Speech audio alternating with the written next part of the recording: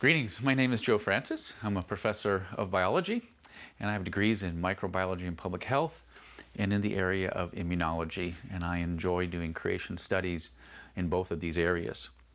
Today's topic is micromutualisms and other stories, and I put other stories there because these are incredible stories, true stories, about how God has placed in His creation this idea of relationship. And it seems to be everywhere. And it makes sense because the Christian God of the Bible is a God of relationship. He wants to have relationship with his human creation. And so we see that weaved through His biological creation at many, many different levels, even with lowly microbes. So as we look at some of these stories, we want to look at what creationists believe, and they believe, and science shows, so creationists believe and science shows that God's microscopic living creation is intricate and full of design. We start there because we know that microbes like bacteria and virus and fungus cause disease, have caused death, have caused pandemics. But yet we find that they're designed, we find that they're intricate. We find that there's a lot of barriers to their evolution when we look at their complexity. And so we believe, many of us believe, that all creatures were created in that creation week. It doesn't mean that perhaps at the fall some creatures maybe broke down or became creatures that would cause infection and that sort of thing. But it certainly makes sense with the design we see in microbes that and microbes are one of the microscopic living creatures we're going to talk about. We see that the design speaks of a designer. So creationists believe, again, that everything was created in that creation week. However, there are many microbes which cause illness and death, as we just mentioned. How do we reconcile that? Creationists predict microbes may be involved in beneficial activities, because why do we predict that? Because everything was good. So creationists predict that microbes may be involved in beneficial activities, including mutualistic relationships. What do we mean by that? Mutualism means there are more than one creatures involved in a relationship, a mutual relationship where possibly both can benefit, or maybe one benefits more than the other. On the screen here, we're showing the Hawaiian bobtail squid off the coast of Hawaii. Obviously, that's where it lives. Doesn't get much larger than your thumb, very small creature. And it has a relationship with this bacteria on the left-hand side here. And the bacteria are what we call rod-shaped bacteria, and they tend to be curved. That's where the word Vibrio comes from. This is the bacterium Vibrio 𝘎𝘪𝘴. It also has these appendages, these flagellum that help it move. They're actually amazing miniature motors. And the light blue around the bacteria is light. These are light-producing bacteria. And the red dots are inducers of light. So what happens is these little bacteria speak to each other by putting out these inducers, okay? And what these inducers do is they actually can go into the bacteria, their neighbor's body, so to speak, and tell it to produce more light.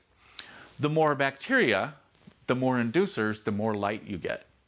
And so this little Hawaiian bobtail squid, which probably looks like a chicken McNugget to most other creatures in the ocean, needs a way to kind of camouflage itself, and it uses light.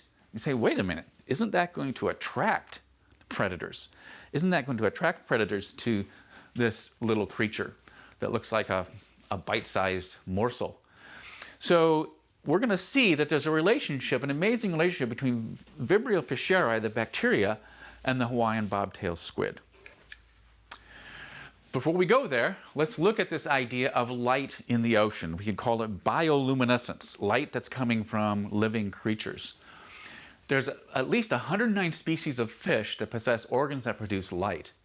I did not realize until I found that fact. That's amazing. And we can confirm it with other studies. There's a lot of fish that produce light. Kind of makes sense in the depths of the ocean. Many ocean invertebrates and microbes can produce light also. So by invertebrates, we mean creatures that don't have a backbone. Many fish use bioluminescent bacteria to produce light. So apparently some can produce light on their own. Some creatures can do that with some kind of chemical reaction, but some use bacteria. And that's interesting. Why? Well, we don't know for sure, but we can speculate. It could be costly to the system to produce your own light. So to save energy, you can have a partner that could help you do that.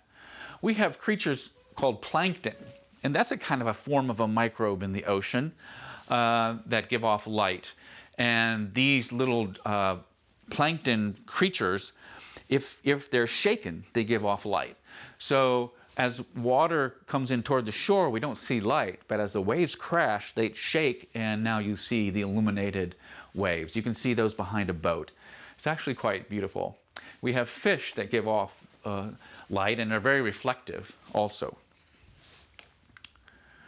So how does this Hawaiian bobtail squid interact with the Vibrio? Because it's not born with it. These little Hawaiian bobtail squid, again, a couple centimeters long, size of your thumb, maybe at the largest size, need to scoop up these bacteria and put them in their bodies so they produce light only at night.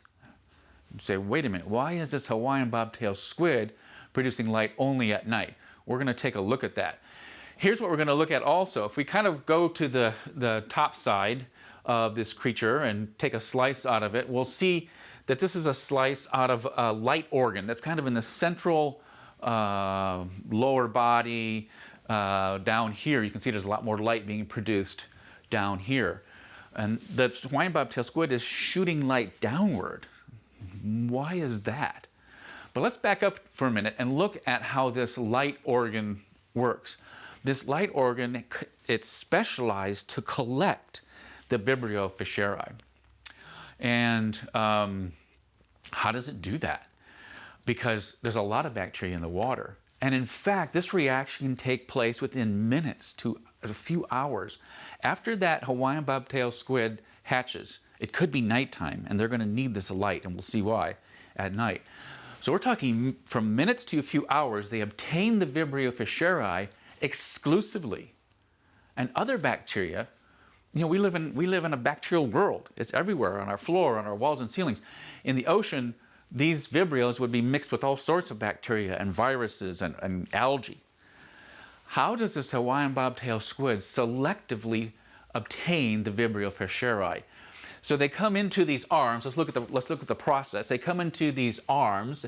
There's some swaying and water motion going toward the inside of this light organ. But a lot of bacteria get scooped up. There's mucus also. And apparently mucus helps to trap the Vibrio fischeri, to help them get in, but it also helps to trap bacteria that we don't want to get in. But here's what we don't completely understand. This light organ right inside here, where you see a little bit of dots and things there portraying the bacteria, exclusively ends up with Vibrio fischeri. We don't know why, and it can happen within minutes in a waterway full of microbes. We have some clues. The Vibrio fischeri are very good using their flagellum motors to move. That helps. Not all bacteria have those motors, so they're not going to get too far. They're going to get trapped in the mucus. But we do know there's some inflammation that begins. So here's where it gets really interesting. The Vibrio fischeri starts using its immune system to try to make inflammation occur, which actually shuts down some bacteria, possibly kills some bacteria, but still selectively lets in the Vibrios. Maybe some of the Vibrios do get killed too, but there's an exclusive uptake of Vibrio fischeri into pore sizes about a micrometer. Okay, that's a 1/1000th of a millimeter. Okay, and it's that light organ now for the life of that little squid is there all the time exclusively, and the other bacteria are ruled out. It's an amazing process. But here's what's interesting too. We say in God's world, you know, I have this infection and I have terrible inflammation. I have inflammation in my lungs, in my head, in my tissues, and many people have suffered from this. Some have conditions where they suffer their whole life from inflammation. And we say, where does that fit in God's good creation? And now we see a situation where inflammation, this immune system, which we didn't think we really need in a perfect world, we see that perhaps in this perfect garden, the inflammation was used for selection, to help filter in good things and keep out things that are not supposed to be there, not necessarily bad things, just as a filter. And that's a really interesting idea about the origin of the immune system. So this little relationship can teach us a lot about biology and immunology included. So the Vibrio 𝘎𝘪𝘴 gets in. When it gets in, these inducer molecules are also called autoinducers, because the Vibrio is producing them. They're auto meaning self.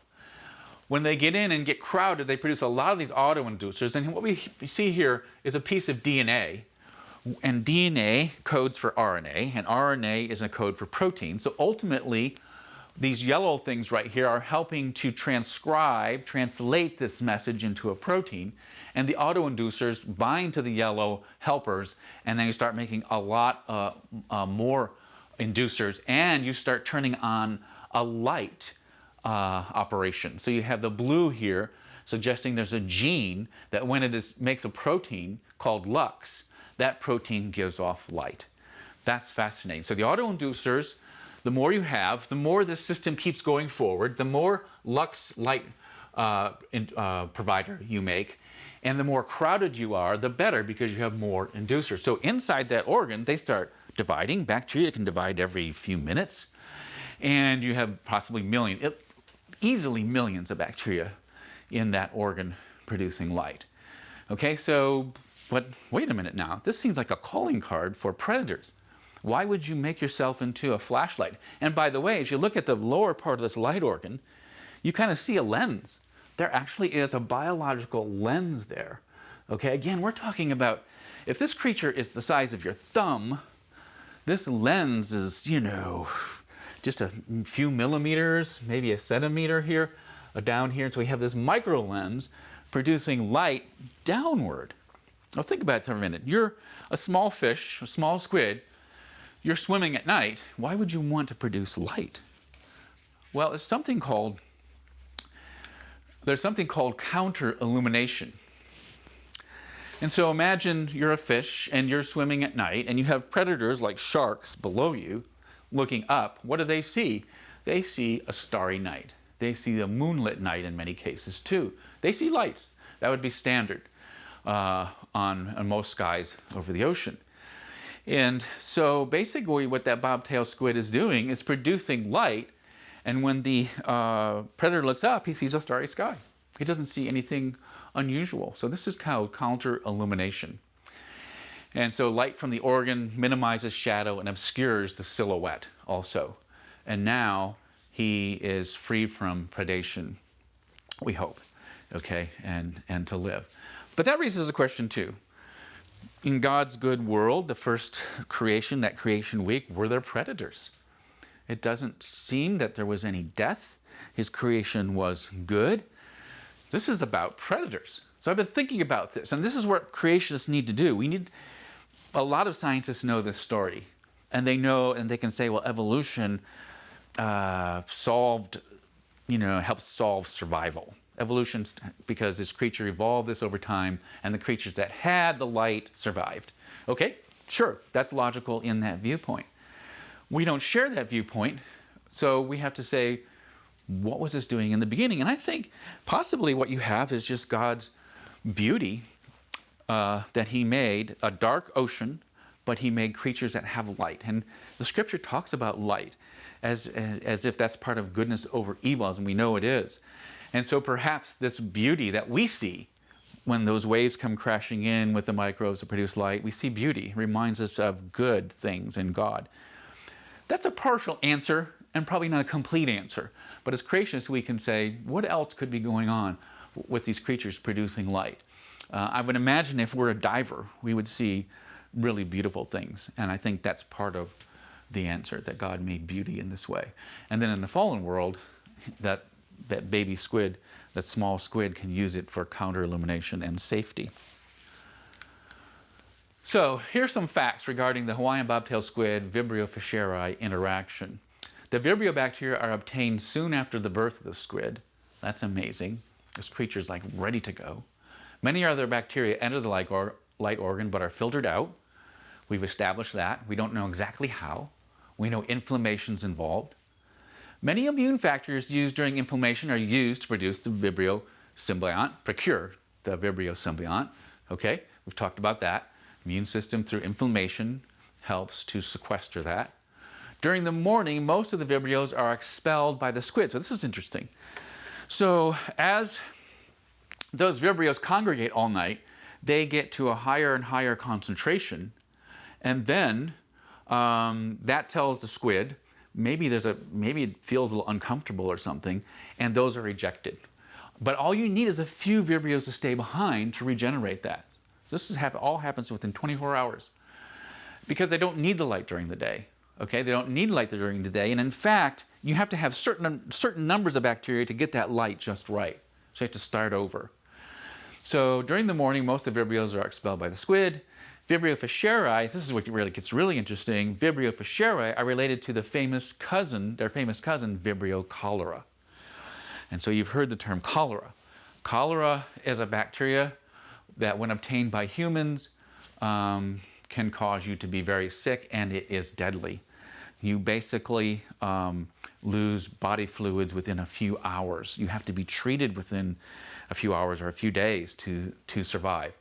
Pandemics. There's about 7 major pandemics involving cholera as the agent, as the disease. So, boy, here's what's interesting. Do you hear what we're saying, what we're thinking here? Because we just said this causes fluid to be removed from the human body.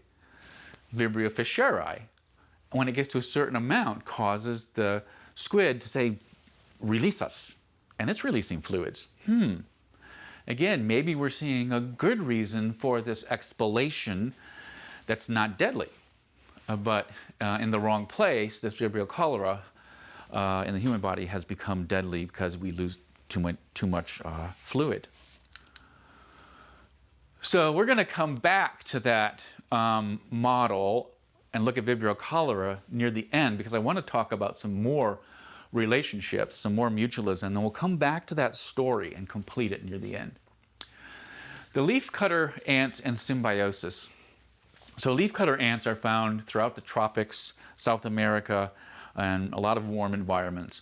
And they cut leaves. And they cut them up and put them in their nest, but they don't eat them. You say, what's going on there? Are they making leaf furniture or something? What's going on? No, they do eventually use them as a food source, but that's the key. As a food source, they have to be altered, and we'll see why. We have to do that with all of our food, right? We have to cook it, prepare it, and the ants actually prepare it. They are devastating to farmers who have fruit, ranches where you grow fruit and use trees for any kind of produce, because they can exfoliate, take all those leaves off a tree in one night. And that would be disheartening to someone who is tending to an orchard. So if we look inside the nest here, I think you can get an idea maybe what's going on. We see something white. That is actually what they eat. And you can see the leaves being inserted into this white area. And now I think you can postulate something's growing on these leaves. And it is fungus. It is a fungus that they eat. You say, well, fungus? What about fungus? Well, we do have foodstuffs that involve fungus also that are edible. And so that's what they eat. The plants are not digestible by the ants, so they're kind of broken down by the fungus, and they eat the plant and the fungus in that state. There are several castes or different workers in this system. You have a large soldier ant that kind of guards the trail, and it's quite funny. Unless you're the owner of the orchard, unless you have an orchard, but in a natural setting, what you can see is rows and rows of leaves moving through the forest. They are relentless, and they have huge tribes, probably thousands of ants, easily thousands or tens of thousands in a nest. And there's the media ant, which it cuts it and brings the leaf in. There are 2 worker ants. One is called the gardener, and this one is called the worker. And then you have ants that do something inside the nest. They get full of fungus on their body. But if you look closely, we're going to see that they actually have pits where they carry something else. So we actually have an ant here, which is the gardener, okay, the gardener, which carries an antibiotic. You say, what's going on here? You don't want to kill the fungus. There are antibiotics that kill bacteria, and there are antibiotics that can kill other celled microbes. You don't want to kill your food source. So what's happening? So what happens is there's another fungus called Escovopsis. Escovopsis is a fungus that attacks the edible farmed fungus. So now you have a fungus that's a bad fungus, comes in and attacks the food source, and it's not edible to them. To combat this, worker ants carry antibiotic-producing bacteria in crypts in their outer layers.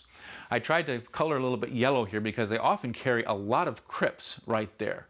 What you're seeing on the outside is mostly probably fungus it's picked up by just walking through, because these little gardener ants get really close to the fungus so that their antibiotics can come out. But if we look deeper, we would see there's actually small pits, okay? They're kind of like this. They're kind of designed like this, looking bulb at the bottom, full of bacteria that are producing antibiotics that come out on their exoskeleton. And so they brush along that fungus, and they give off the antibiotic, and they destroy the Escovopsis. So to combat this, the worker ants carry antibiotic-producing bacteria in crypts in their outer layers. And again, some of the crypts are very concentrated in this area. So observations regarding leafcutter ants. Data suggests that the leafcutter ants have been using antibiotics for thousands of years. That's interesting, and probably even millions of years, according to evolutionary scenarios. However, humans discovered antibiotics in the 1920s. We're a little bit behind these creatures. And how do we explain antibiotics in a perfect garden? We're going to take a look at that in a second. But first, let's go back here to this idea that leafcutter ants have been using antibiotics for thousands of years. There's a little bit of a problem with that. And the problem has to do with our story of producing antibiotics for humans. So in the 1920s, a researcher in England accidentally discovered penicillin when he left some bacterial plates on his desk full of bacteria, and he came back from vacation, and some of the bacteria were gone. And there was a fungus growing. So Alexander Fleming is his name, famous physician, and he found by accident that that fungus was producing penicillin. So he discovers penicillin in the 1920s. It would take almost 15 years or so to figure out how to produce that penicillin in large amounts. So across the world, we started using penicillin in the 1940s. Before this time, many families lost children due to strep throat. We didn't have anything to treat it.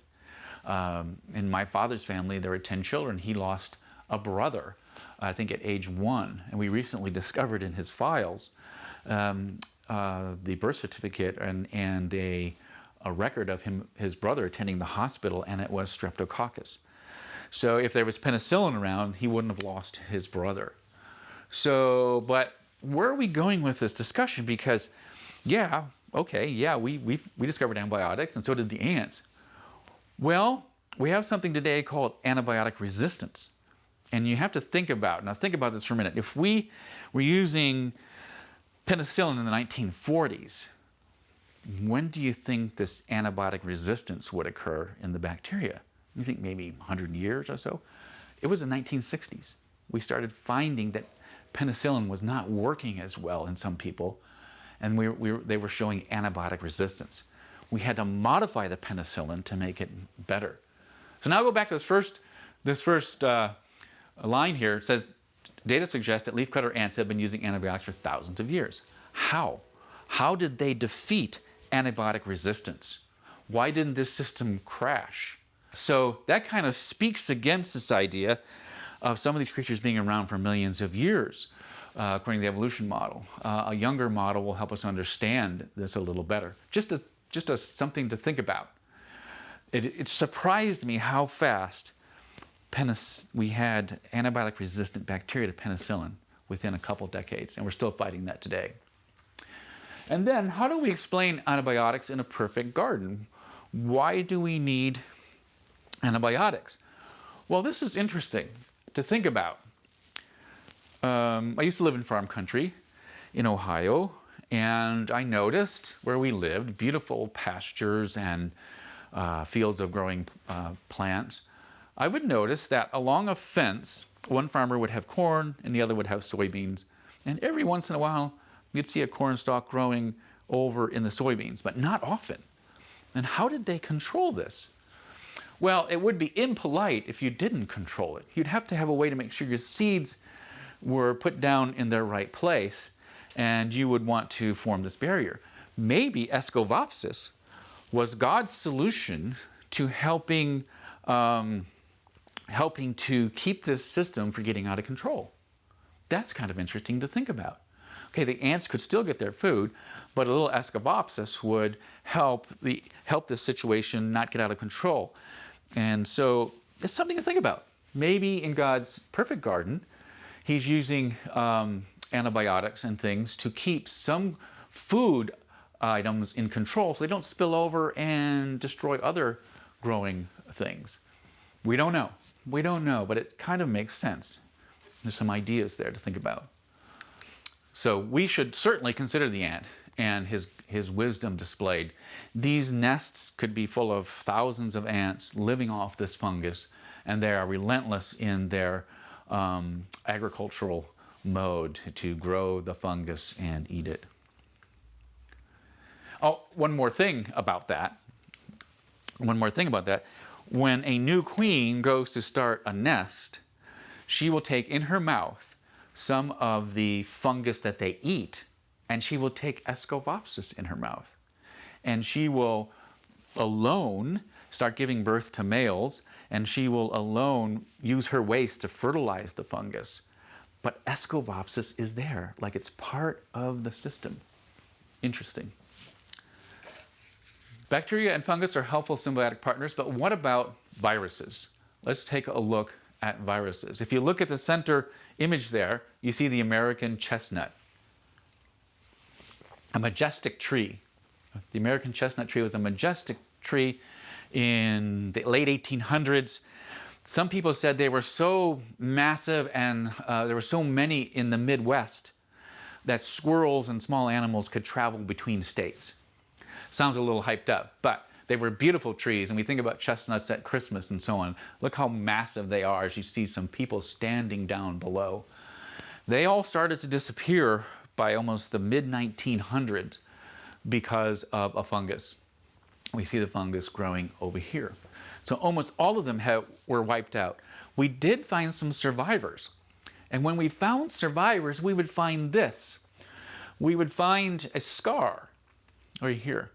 And they eventually found in those survivors that they were defeating the fungus by carrying a virus. So the fungus disease is called the American chestnut blight, but it's now can be controlled by a CHV1 virus, which causes hypovirulence. Let's define that term. Virulence means that to cause disease. Virulence means if a bacteria is virulent, that means it's really going to cause disease. If it has low virulence, it's not as disease-causing as another bacterium. So what this virus does, and we don't know exactly how it works, we know this virus, when it's in the tree cells and on the tree, it causes hypovirulence of the fungus, less ability to cause disease. So this is called the hypovirulent state. And so now they're growing trees with hypervirulence. And over here you have the fungus growing, okay, certainly looks like fungus, but you kind of see two centers of the fungus because one fungus has the virus and we're growing another fungus beside it to transfer the virus. So now gardeners are transferring the virus to the fungus and they're placing it on some of the chestnut trees and they're coming back. It's a slow process because you can imagine it takes many years to grow a giant. So nitrogen fixation plants, another mutualism story. You might be surprised to know that plants need a lot of nitrogen. That's why we see farmers putting fertilizer down. It's mostly nitrogen they're putting down. But the reason they are is the nitrogen in our atmosphere, which is called N2, plants cannot utilize. That's because when we talk about the chemistry here, N stands for nitrogen. 2 means there are 2 nitrogens that are really, really strongly bonded together in our atmosphere. And there's probably a good reason for that. If we don't balance the nitrogen in our atmosphere, that helps balance the oxygen. If we don't balance that, oxygen levels could increase. And we're just a few percent away in our atmosphere from it burning if there's just 1% or 2% more oxygen. So N2 is probably a very good way that God designed to keep the atmospheric gases in a certain ratio, so to preserve the oxygen that we can breathe and not cause it to overload the atmosphere. So you can see a plan here. N2, 2 nitrogens, they're triple bonded together.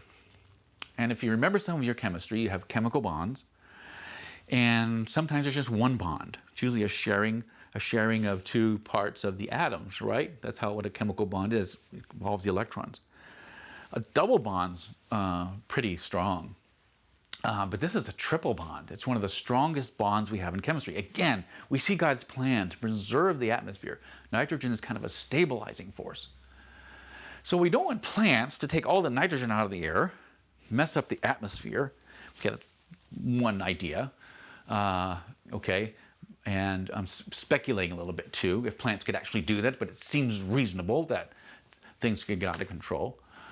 But plants need nitrogen. Every creature needs nitrogen. Why? Because we're all made of proteins. Proteins are one of our main structural components in all living things. And nitrogen, and an amino means nitrogen. An amino acid has nitrogen as one of its key components. So every living thing, even viruses, use proteins as part of their structure, as part of their chemistry, as part of, they form enzymes. They do all the work in the cell. So nitrogen is very important for all creatures to have in their diet. But none of us can utilize N2. We're breathing in N2 right now. We're not breaking the bond and utilizing it. That's probably a good thing again. We don't want to take out too much N2 in the atmosphere. So in God's design here, He made a few plants that are able to break down N2 into NH3. And these plants are called legumes. You can see that legumes have little growths on them. They almost look like tumors on their roots. Okay, these are called root nodules. And it turns out in those root nodules, there are bacteria that have accumulated. And in the soil, leguminous plants like beans, here are some legumes right here, different kinds of beans and soybeans and so on. All of those plants can attract bacteria, certain kind of bacteria, to their roots. There actually begins a conversation. The root will send out a chemical. The bacteria says, oh, that's for us. And it sends out a chemical saying, I'm coming. They actually come. The root actually sends out a strand that's kind of hollow. They travel up that strand. They grow and form what looks like a tumor. Here's what's even more interesting. The nitrogen change shape. They become big and round, and they weren't like that before.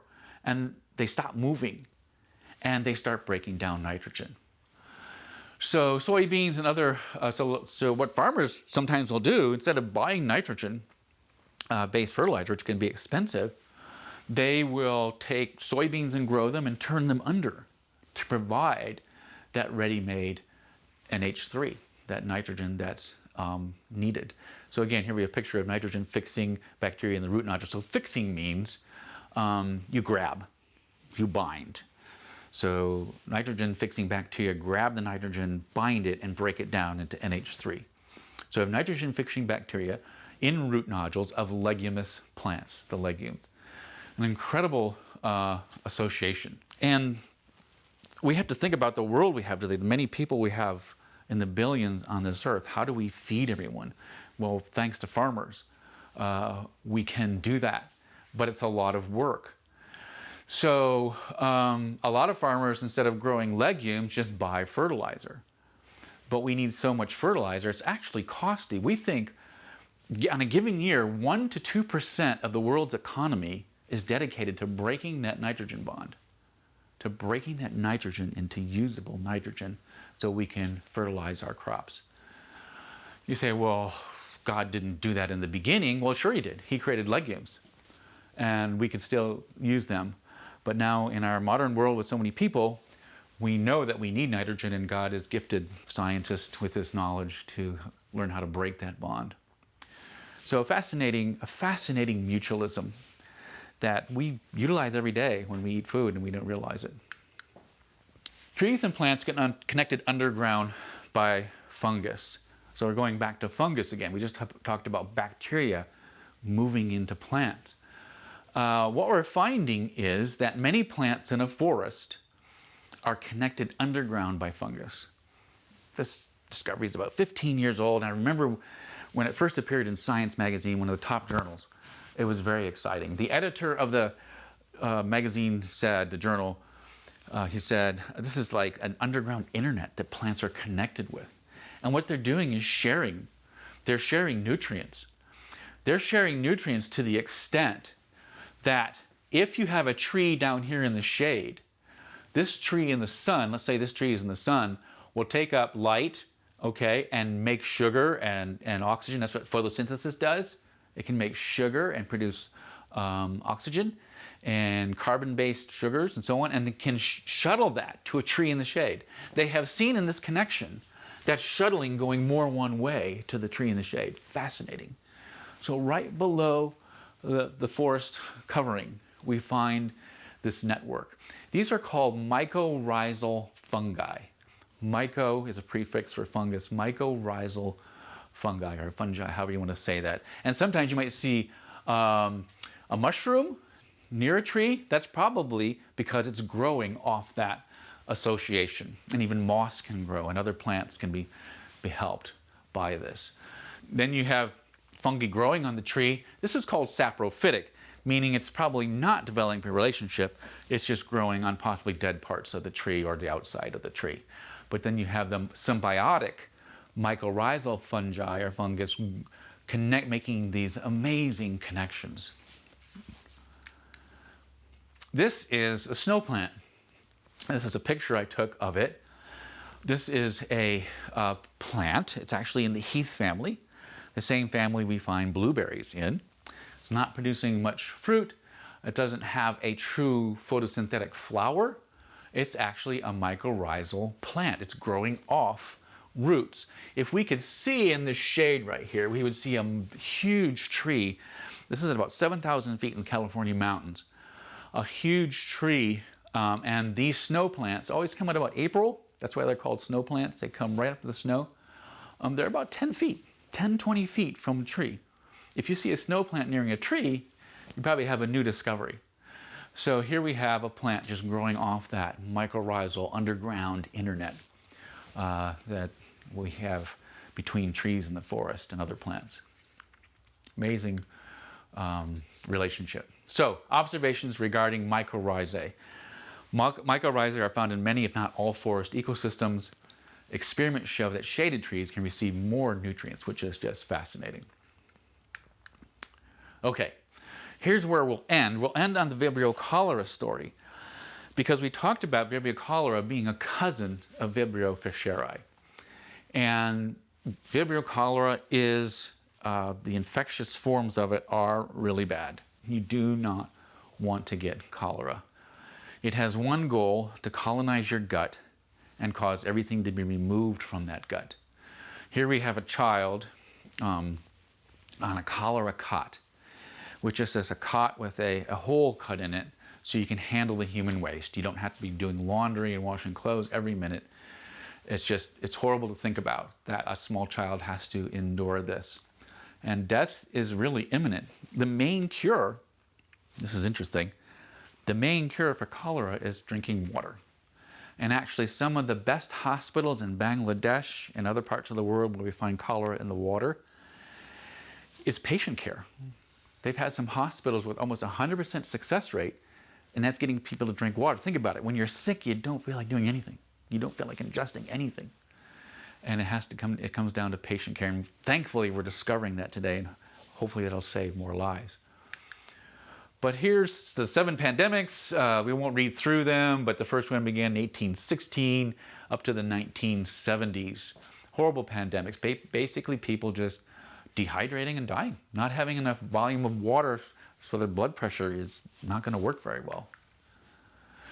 So here's what I want to show you is a little bit about how this works. And then we're going to see how this might relate to Vibrio fischeri.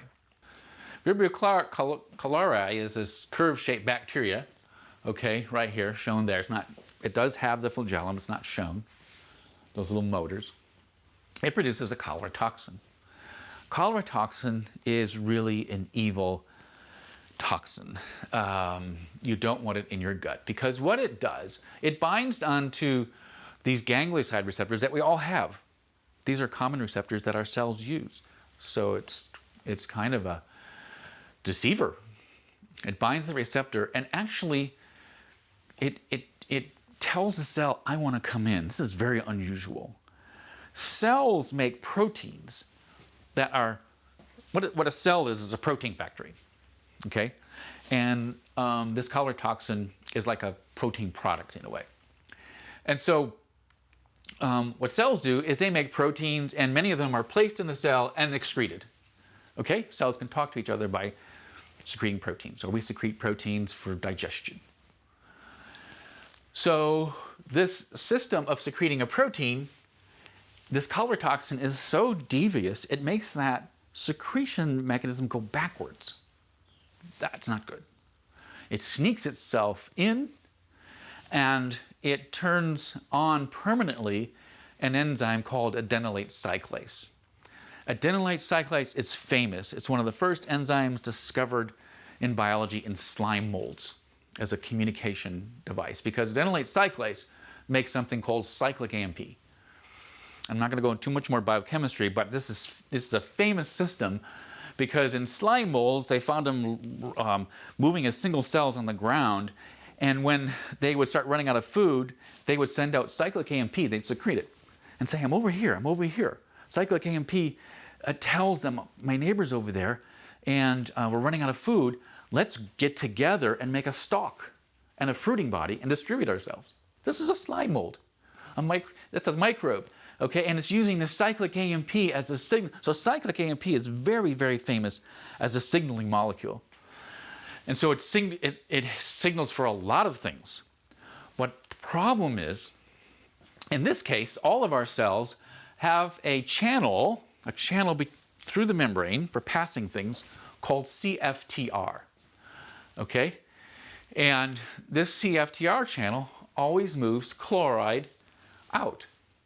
We need that to survive because our bodies and many creatures' bodies, we are bathed in salt water. And there's a trick to that. There's a reason for that. It's a beautiful design. We are all bathed in salt water because salt controls where water goes. Okay?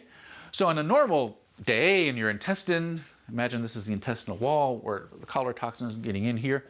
But imagine you're not infected with cholera. On a given day, your cells say, you know what? We need more mucus in the gut as a cleansing agent or that sort of thing. It's getting a little dry. We need some more water in the gut. So this system gets turned on by a signal that says we need more water, and chloride sent out. Now think about it. What is chloride actually part of? Sodium chloride. So wherever chloride goes, sodium follows. They like to stick together. And wherever a salt goes, water follows. And now you're balancing out the system here. This happens in the lungs also, where you have mucus out here that's performing a very important job. Sometimes it gets too thick and dry. We need more water. Okay, sometimes it gets too loose. We reverse the system. We turn the cyclic AMP off. So cyclic AMP is a messenger saying, hey, we need water in the gut. Let's move chloride out of the chloride channel. Sodium follows. water follows, and the system is balanced because we can turn it off. The problem with cholera toxin is it turns on cyclic AMP production permanently. You can't stop the water going out, and now you can see what happens. So they say that people get so sick that the waste that comes out just looks like rice water because it never stops, and the person dehydrates and can pass away. It's horrible, horrible way to think about a person dying from that. We do have antibiotics now, and again, we do have ways to help people, care for them by hydrating them. So, how does this relate to Vibrio fischeri? Well, we did see the Vibrio fischeri uses an expellation process. So let's look at this. Vibrio species bind to chitin and help with its recycling in the ocean environment. Now, what do I mean by chitin? So Vibrio species like to bind to shelled creatures. Even the little Hawaiian bobtail squid has a little bit of chitin in its surface. It's a very tough substance. So and there's lots of Vibrio species in the ocean. They like to bind to chitin to break it down. Imagine if all the clams and the crabs and everything weren't broken down in the ocean. We'd have piled up shells. So they do a good thing with this recycling. So we know as a group, the Vibrio species do something good. Both Vibrio fischeri and Vibrio cholerae bind to chitin, but use virulence factors to bind to and inhabit their hosts. So virulence factors means, again, these factors that can cause the organism to be a little sick for a reason. We know in Vibrio fischeri, that's good. In the Vibrio fischeri bobtail squid system, that's good. The virulence factors are saying, we're going to make you a little sick to trap those Vibrio inside. So now there's some similarity. They both bind to the same thing. They both have virulence factors that can cause some inflammation. And so the third statement, in both cases they cause inflammation in their host that is beneficial to life, okay? Beneficial to life. Because Vibrio cholera can also break down chitin, and that's a good thing. Here's what's interesting. In the late 1990s, early 2000, a scientist by the name of Dr. Rita Caldwell, a brilliant scientist who became the head of the NIH for some years under one of the Bush administrations. She was studying the system. She was studying how Vibrio cholera bound to chitin shells on creatures. And she found a blue crab model, and she studied it, and she found, here's the intestine of the blue crab. It has chitin inside. Thank goodness we don't have chitin inside. It doesn't sound too comfortable to kind of have a shelled gut. And so there's a lot of cholera binding. What's interesting about the blue crab, it wasn't necessarily killing it, but the cholera lived there. And here's another interesting thing she discovered. She discovered that these blue crab are one of the few organisms that can move from fresh water to salt water. Not a lot of creatures can do that. You need a special mechanism to handle that salt. Now think for a minute. What did we just say removes salt from the body? Yeah, that chloride channel.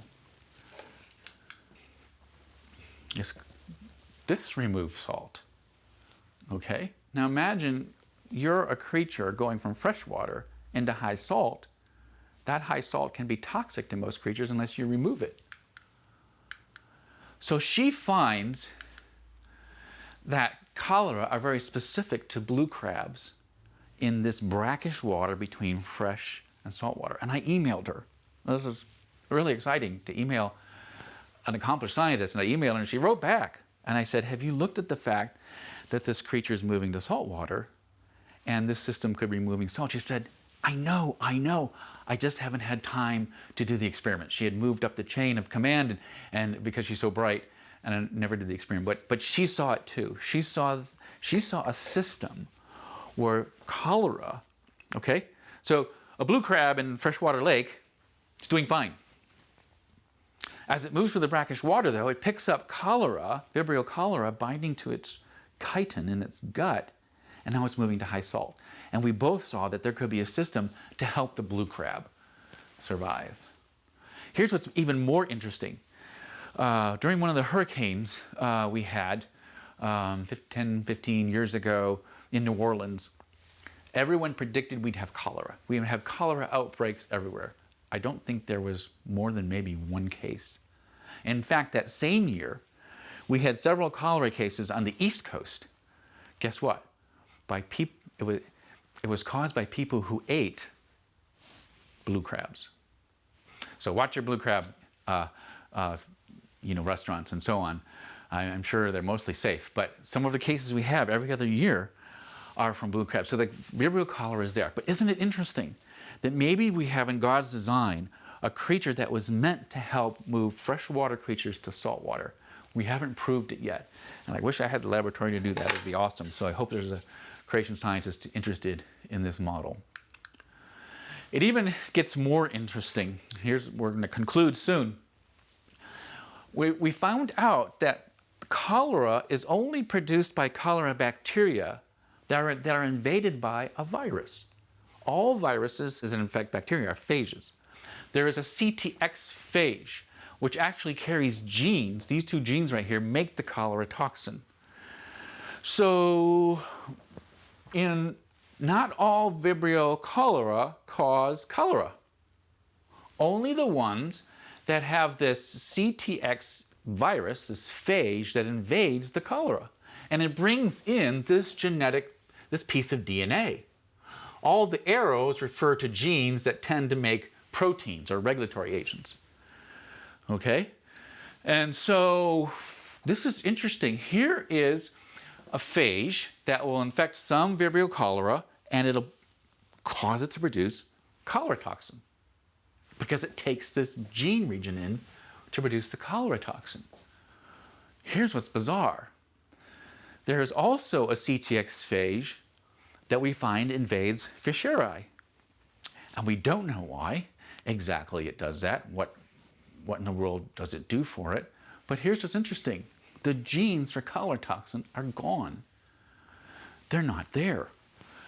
This again fits a kind of a creation model that we're predicting that these creatures were doing something good and they became altered to do something bad. And we kind of have some proof right here. We have the same phage that's evil in this system, producing the toxin, the same phage here going into Vibrio fischeri, but it leaves out the toxin. And that Vibrio fischeri does something good for protection of that little squid. We don't have all the answers, but this is very curious. And of course, one of the big questions is, why does the phage do this anyway? We know that I think there's some other inflammatory agents here. So maybe in Vibrio fischeri, it's helping to put inflammatory agents into the squid to help rule out the other bacteria. I don't know. We need more creationists to work on a model like this because we're really close to showing that something here that looks really bad can be good over here in this creature. And that's really exciting. So, summary and predictions. Microbes are found everywhere on Earth and perform life-sustaining recycling and fixation of nutrients in all ecosystems. We can talk more about stories about how abundant microbes are in helping to produce oxygen in our atmosphere and to use nitrogen from our atmosphere. Viruses, fungi, protists, and bacteria provide life-enhancing and supporting activities in ecosystems on Earth as evidenced by mutualistic lifestyles. Okay, provide life-enhancing and supporting activities as evidenced by mutualistic lifestyles. So I think that's well proven. We can document that. Microbial-based pathogenic mechanisms in certain environments have been observed to promote life in other environments. Okay, so here's this idea we're working on as we looked at those phages. Microbial-based pathogenic mechanisms in certain environments have been observed to promote life in other environments. This is the displacement theory. The idea that this good thing was working perfectly good over here and life-supporting, and now over here it causes death. It causes the creature to, the bacteria to do something wrong and not helpful. So in conclusion, what we see again are good bacteria and all bacteria full of design We find good bacteria doing good things in certain environments, but in other environments they're doing bad things. Or, as we saw, even the parts of a bad bacteria can be picked up by a virus and spread it to another bacterium. So this goes along with that displacement idea. One of the ways I look at this is I see God using small and weak things to show perfection. And I think we can find scriptural a basis for that. But more so, also, again, we find design bacteria, good microbes doing a lot of good things. When they cause disease, that kind of gets all glossed over because those diseases are so horrible. But also this idea that a good microbe over here can influence another microbe for good is, I think, a viable idea. But the alternative is a bad microbe over here, or a microbe that picks up something from another organism that it shouldn't have. Something's out of place, something's misplaced, and the design is still there, but it's caused havoc because either the toxin or the bacteria are not in the right place anymore. They're not in that right construction. It is interesting, too, that it seems like God has placed his hand on this so that it can't run totally out of control. We've seen major pandemics and so on, but people still thrive. And so I'm thankful in a lot of ways for these studies because we can see God's handiwork at this micro scale, and we can see that handiwork at the micro scale influencing the atmosphere at the macro scale. And we see beautiful things in his creation. So thanks for listening.